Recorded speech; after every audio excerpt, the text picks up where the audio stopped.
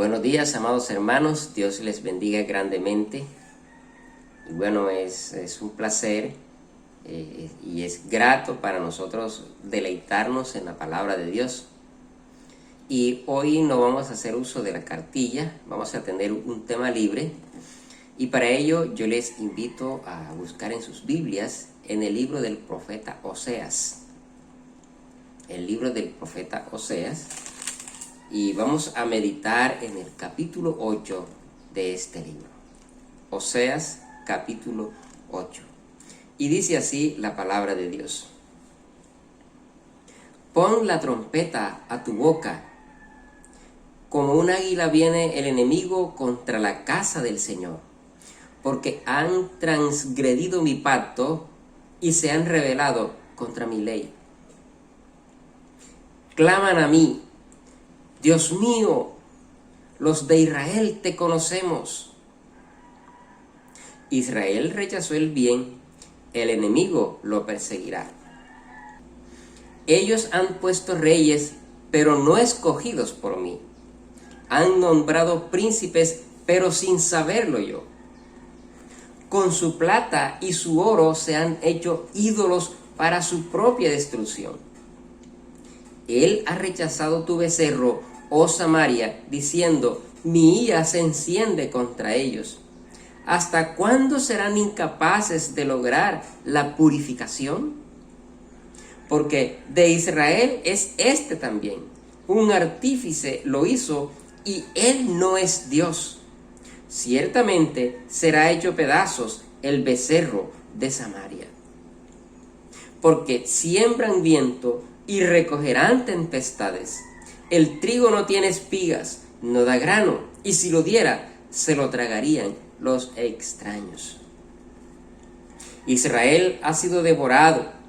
Ahora están entre las naciones como vasija en que nadie se deleita, porque ellos han subido a Asiria como asno montés solitario. Efraín alquiló amantes. Aunque alquilen aliados entre las naciones, ahora los juntaré y comenzarán a debilitarse a causa de la carga del rey de príncipes. Por cuanto Efraín ha multiplicado altares para pecar, en altares para pecar se han convertido. Aunque les escribí 10,000 preceptos de mi ley, son considerados como cosa extraña. En cuanto a mis ofrendas de sacrificio, sacrifican la carne y se la comen, pero el Señor no se ha complacido en ellas. Ahora se acordará de su iniquidad y los castigará por sus pecados. Ellos volverán a Egipto. Pues Israel se ha olvidado de su Hacedor y se ha edificado palacios, y Judá ha multiplicado ciudades fortificadas. Pero yo enviaré fuego a sus ciudades que consumirá sus fortalezas. Que Dios nos bendiga por medio de su preciosa palabra. Amén. Le pedimos al Señor que nos guíe y nos ayude en la meditación de la palabra de hoy, y que su Espíritu Santo sea guiando nuestro entendimiento y nuestro corazón para apreciar y deleitarnos y vivir su palabra, para hacernos más semejantes a Cristo. Amén. Amén. Y bien, hermanos, Oseas tuvo un periodo muy extenso de su ministerio profético, más o menos desde el año 755 al año 719 antes de Cristo, durante los reinados de Usías, Jotam, Acaz y Ezequías, y en el sur de Israel. Recordemos que el reino fue dividido y en el norte estaba reinando Jeroboam II, en lo que se dice que es Israel. Y la larga carrera de Oseas cubrió los últimos 6 reyes de Israel, desde Zacarías hasta Oseas.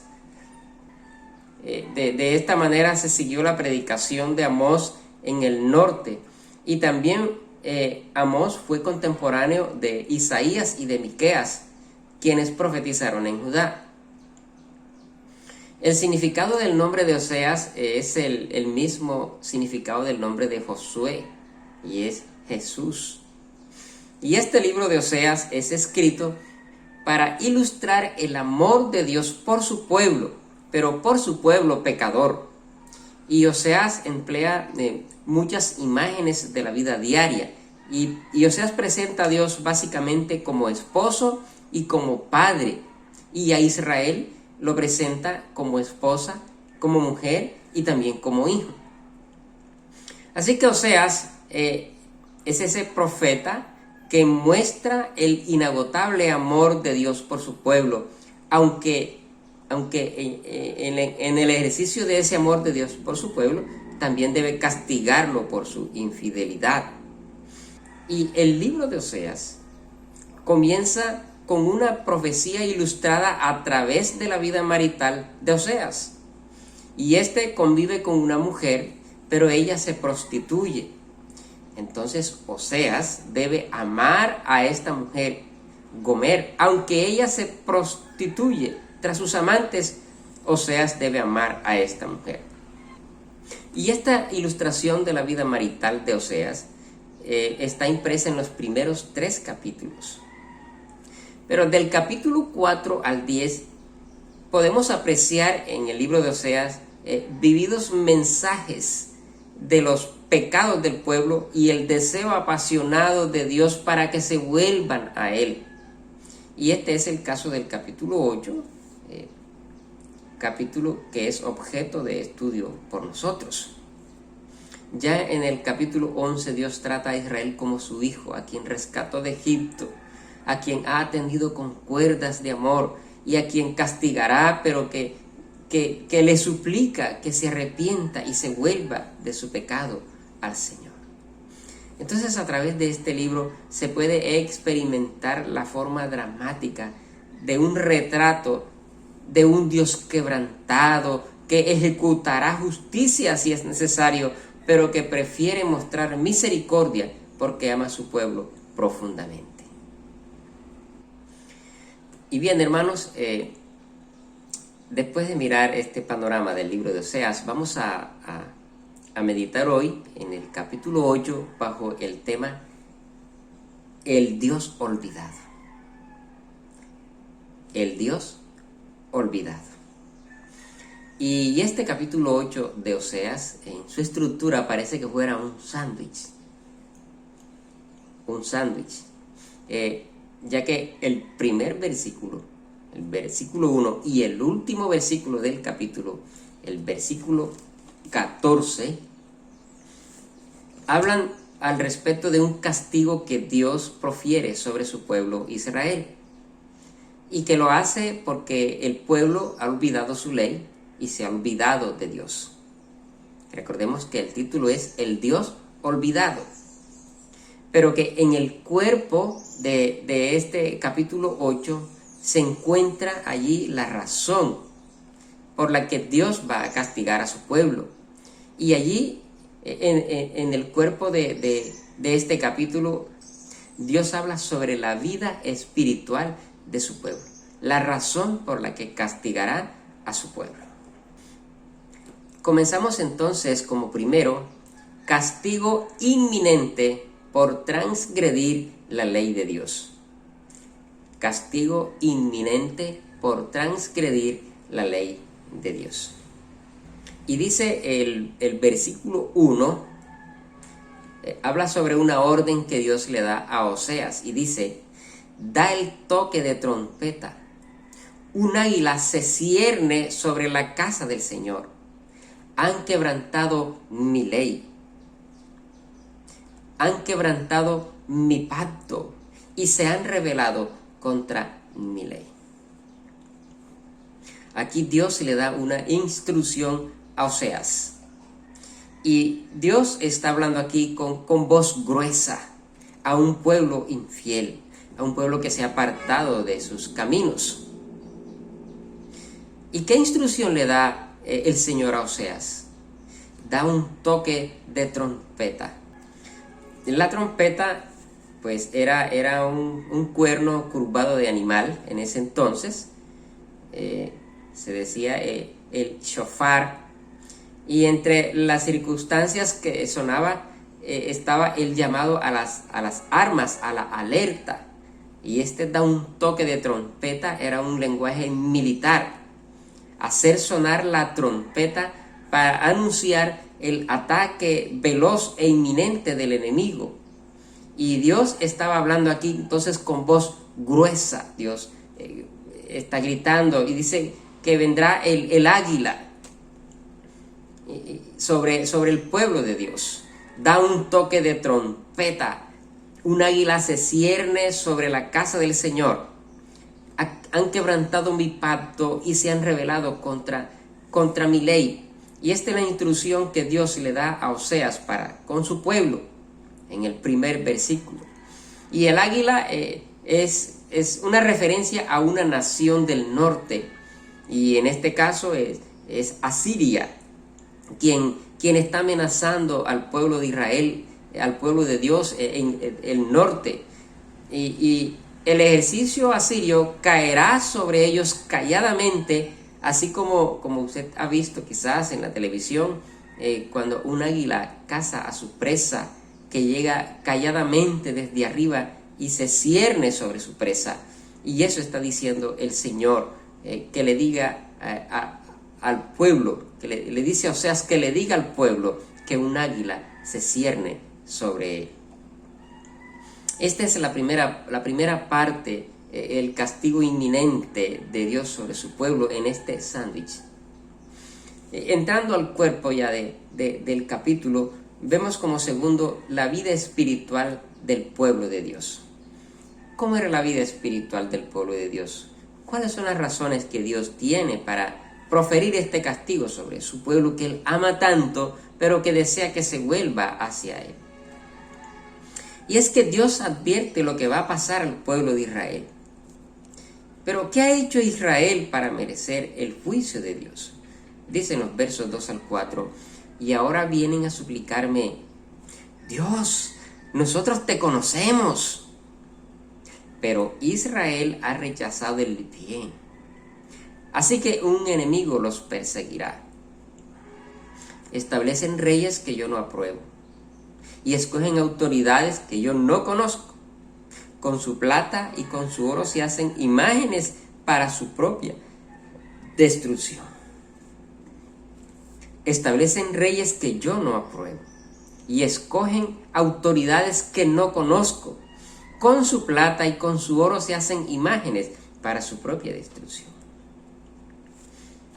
Así que una de las cosas que presume el pueblo delante de Dios es que conocen a Dios. Dicen: Dios, nosotros te conocemos. Y esta es una pretensión o presunción que tiene el pueblo de Dios. Israel presumía conocer a Dios. Pretendían tener una relación con su Señor. Y por eso esa expresión: Dios de Israel, te conocemos. Y esta es la expresión quizás de muchos que se nominan a sí mismos como cristianos, como hijos de Dios, que viviendo una vida lejos de Dios, pretenden sentirse cerca de Él. Y Dios dice: bueno, pero ustedes dicen que me conocen, pero han quebrantado mi ley, se han rebelado contra mi ley, han rechazado hacer el bien. Ustedes han establecido gobernantes sobre ustedes que yo no apruebo. Ustedes han escogido autoridades, han decidido cuáles son las autoridades para ustedes que yo no conozco. Ustedes con su dinero, con su oro, han hecho sus propios ídolos para su propia destrucción. Es decir, ustedes están viviendo una vida lejos de mí, pero están diciendo que me conocen. Entonces, ¿qué es lo que Dios pide a su pueblo? ¿Y qué consecuencia ha traído esta idolatría de Israel? ¿Qué advierte Dios a su pueblo Israel?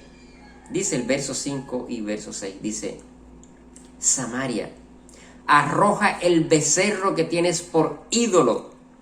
Contra vosotros se ha encendido mi ira. ¿Hasta cuándo estaréis sin purificaros? Oye Israel, ese becerro no es Dios, es obra de un escultor. Ese becerro de Samaria será hecho pedazos. Entonces Dios le habla al pueblo aquí de el becerro. Bueno, recordemos que el pueblo de Dios, cuando estaba en sus inicios de sus amores con Dios, en el Éxodo, mientras Moisés estaba en la presencia de Dios por mucho tiempo, el pueblo se desesperó. Entonces hicieron un becerro y adoraron ese becerro. Pero resulta que ahora el pueblo de Dios estaba dividido, el reino del norte y el reino del sur. Y en el reino del sur quedó Jerusalén, el lugar de adoración. Allí estaba el templo. Y como el pueblo se había dividido, los del norte no tenían ese acceso muy fácil al templo. Entonces Jeroboam, uno de los reyes que se dividió en el norte, para solucionar ese problema hizo dos becerros de oro, y uno lo hizo en Betel y otro lo hizo más al norte en la tribu de Dan.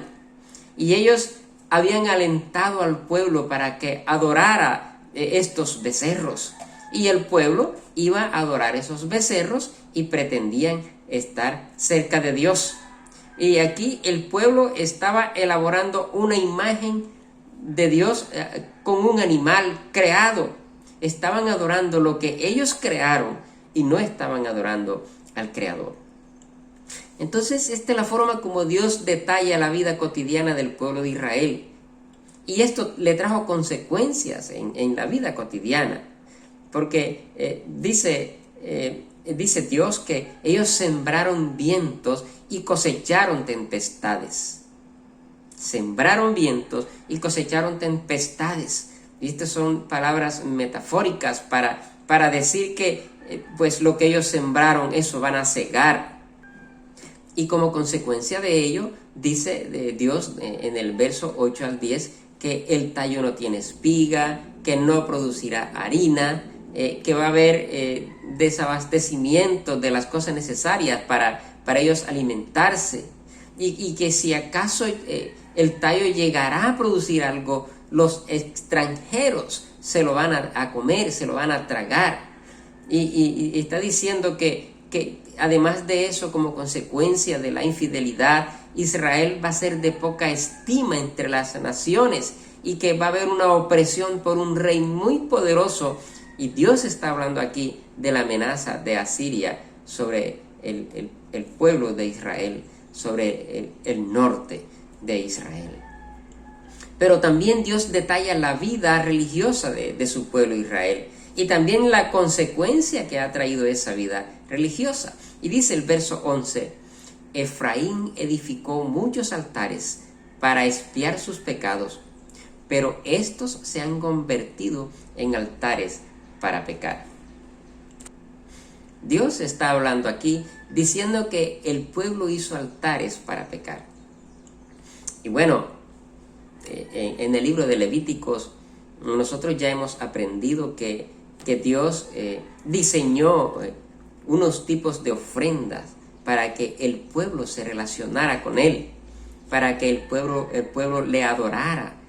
Y esto lo hacían en el altar, llevaban pues corderos, novillos, y que existían las ofrendas, como hemos aprendido, el holocausto, la ofrenda de la culpa o la ofrenda por el pecado, en fin. Dios diseñó una serie de ofrendas para que el pueblo le adorara y llevara sus ofrendas al altar. Y el pueblo de Israel efectivamente había construido unos altares. Y aquí Oseas ilustra cómo entre más prosperaba Israel, más se daba a la idolatría, y estos altares que se habían hecho para ellos purificarse, para expiar su pecado, se estaban convirtiendo en altares propicios para pecar. Más adelante en el capítulo 10 de Oseas, en el verso 1 dice, Israel es una frondosa viña que da abundante fruto para sí mismo, conforme a la abundancia de su fruto. Así también multiplicó también los altares, conforme a la bondad de su tierra, aumentaron sus ídolos. Está dividido su corazón, ahora serán hallados culpables. Jehová demolerá sus altares y destruirá sus ídolos. Así que la vida religiosa del pueblo de Dios no era la de una relación con Dios, sino una vida alejada de Dios y llena de pecado. La Nueva Versión Internacional dice el verso 11: Efraín edificó muchos altares para expiar sus pecados, pero estos se han convertido en altares para pecar. Y bueno, trayéndolo al campo de nuestro contexto, pues sería muy triste que un acto de adoración de la iglesia o un acto de adoración suyo personal, en vez de adorar a Dios, se convierta en algo para usted pecar. Y esto pasó en el pueblo de Dios. Construyeron, diseñaron altares para ellos purificar su vida, pero esos mismos altares se convirtieron en instrumentos para el pecado. Quizás vale la pena analizar cómo adoramos al Señor, quizás a través de un ayuno, quizás a través de una jornada de oración. Y sería triste que un ayuno se convierta en un altar para pecar, quizás para buscar mi propio beneficio o para pedir egoístamente por mis conveniencias, o quizás esté usando la escuela dominical o quizás un tiempo de ayuno o de oración egoístamente, como un contentillo para tener a Dios un poco contento, pero vivo mi propia vida. La vida práctica no tiene nada que ver con estar cerca de Dios. Y esto estaba pasando por lo que dice el verso 12. Yo podría escribirles mi ley muchas veces, pero ellos la verían como algo extraño. El 13 dice: me han ofrecido sacrificios y ofrendas y se han comido la carne, pero eso a mí no me agrada. Voy ahora a tener en cuenta sus perversidades y castigaré sus pecados y tendrán que regresar a Egipto. Entonces ellos estaban haciendo su adoración al Señor, pero realmente Dios no estaba agradado con esta adoración, porque la vida que ellos llevaban no concordaba con la adoración que decían estar ofreciendo al Señor. Y esto estaba pasando porque la ley de Dios no estaba siendo acatada. La palabra de Dios no estaba siendo obedecida. Dios estaba siendo ignorado. Dios estaba siendo olvidado. Es tremendo que el verso 12 dice que la ley de Dios, su palabra, para el pueblo era considerado como algo extraño. La palabra de Dios era extraña para el pueblo.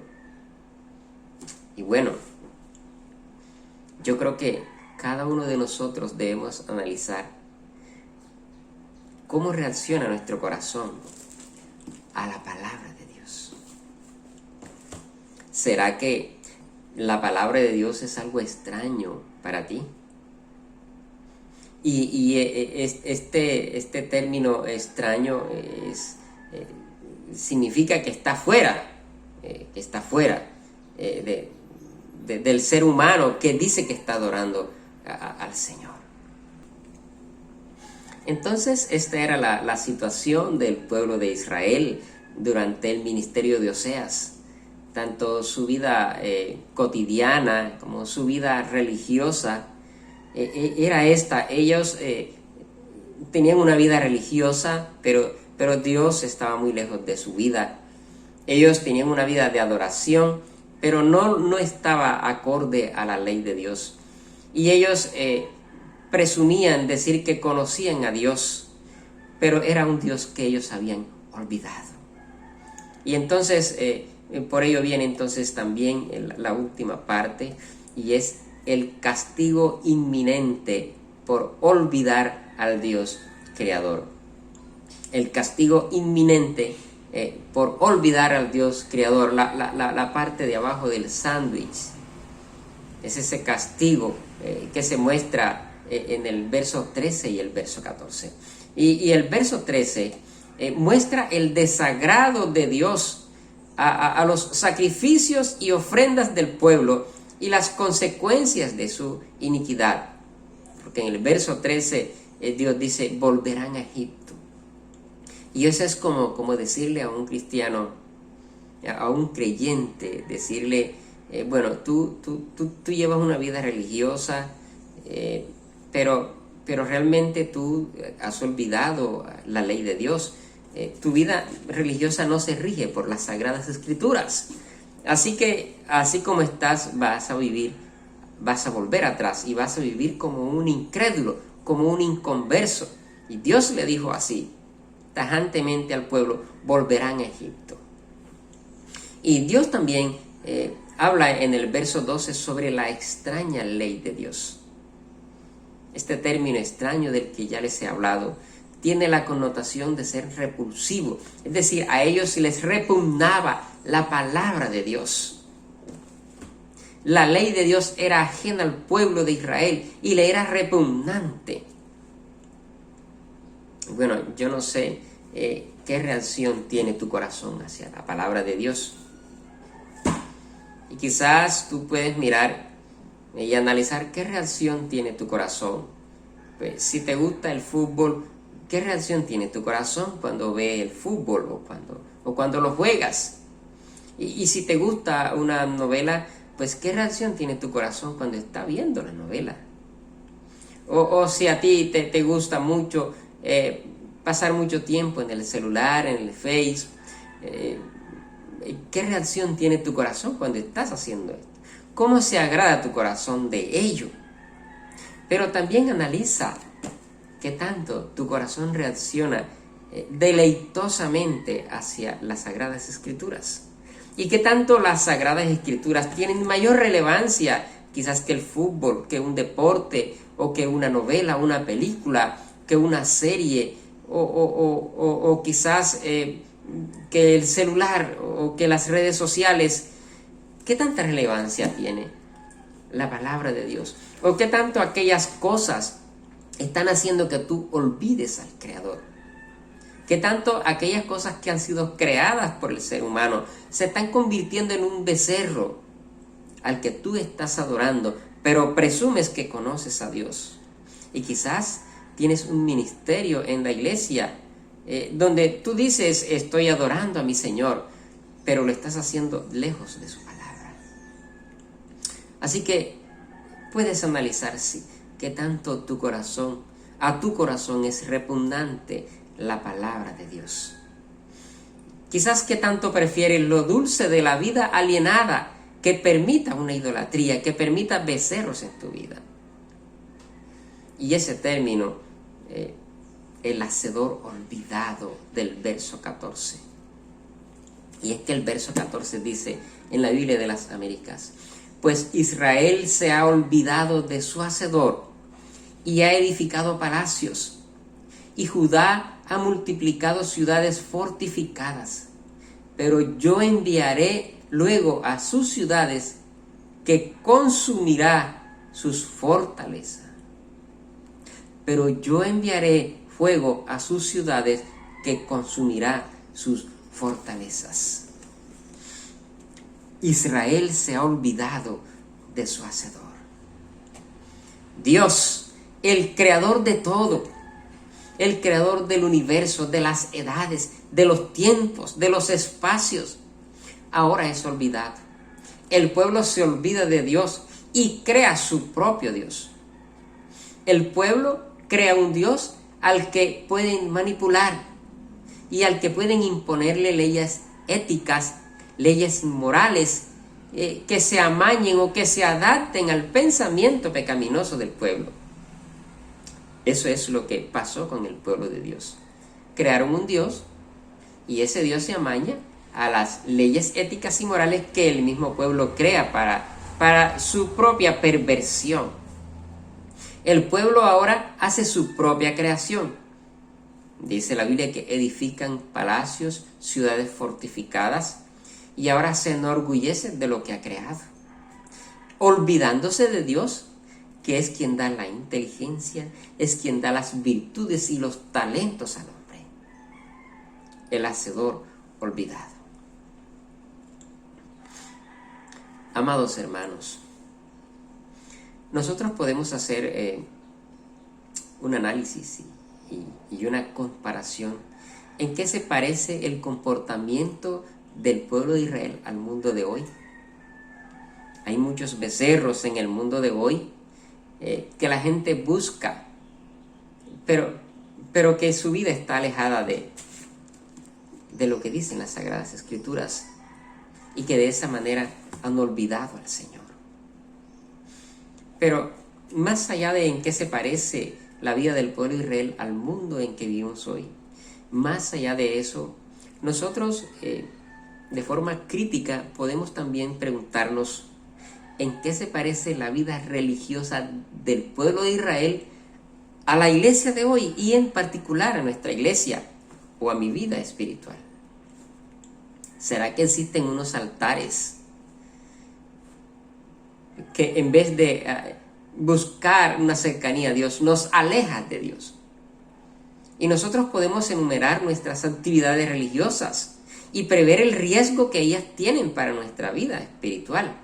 Y es paradójico que una vida religiosa que se cree espiritual, o un acto religioso que se cree espiritual, es paradójico que en vez de acercarnos a Dios nos aleje por nuestro corazón perverso, porque esa actividad espiritual no esté apegada a las Sagradas Escrituras, o no esté complementada con una vida que le agrade al Señor, una vida cotidiana que le agrade al Señor. Debemos mirar dónde está el riesgo de nuestras actividades religiosas. ¿Qué reacción tiene nuestra vida hacia la palabra de Dios? ¿Cómo reacciona tu corazón, tu pensamiento a la palabra de Dios? ¿Cómo reacciona cuando quizás por allá piensas hacer un diario devocional? ¿O cómo reacciona tu corazón cuando se habla de un estudio bíblico o de la enseñanza de la escuela dominical? Quizás en el momento de la alabanza, quizás tu corazón está contento y levantas las manos, y después de que se termina la canción tú aplaudes al Señor. Pero ahora viene la enseñanza de la palabra de Dios. ¿Cómo reaccionas tú ante ese hecho? ¿Qué relación tiene la canción que acabas de cantar y la palabra que se va a predicar? ¿Qué relación tiene con tu vida? ¿Qué relación tiene nuestra vida hacia la palabra de Dios? ¿Qué reacción? ¿Qué reacción tiene nuestra vida hacia la palabra de Dios? Pero también en nuestra vida cotidiana, ¿qué papel juega la palabra de Dios en nuestra vida? Cuando tú haces un negocio, está presente la palabra de Dios cuando haces ese negocio. Cuando tú estás trabajando en tu negocio o en la empresa, en tu empleo, ¿está Dios presente cuando tú estás trabajando? ¿Está Dios presente cuando tú ejerces un deporte? Cuando juegas fútbol o cuando patinas.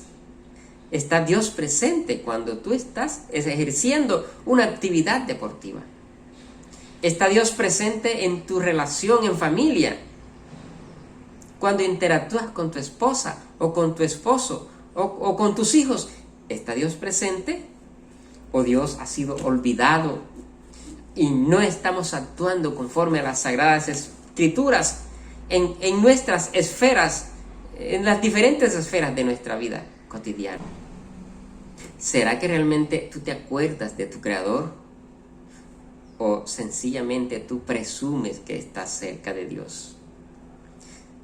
¿Será que la experiencia mecánica de nuestro servicio, y aquí hablo más con los servidores de la iglesia, la experiencia mecánica de nuestro servicio habrá dejado a Dios de lado? Ya se toca el piano, ya no necesito ensayar mucho, ya no necesito que Dios me ayude, ya no necesito pedirle a Dios que me ayude para preparar una enseñanza. Ya yo ayudo al necesitado y no necesito que Dios me guíe a ello.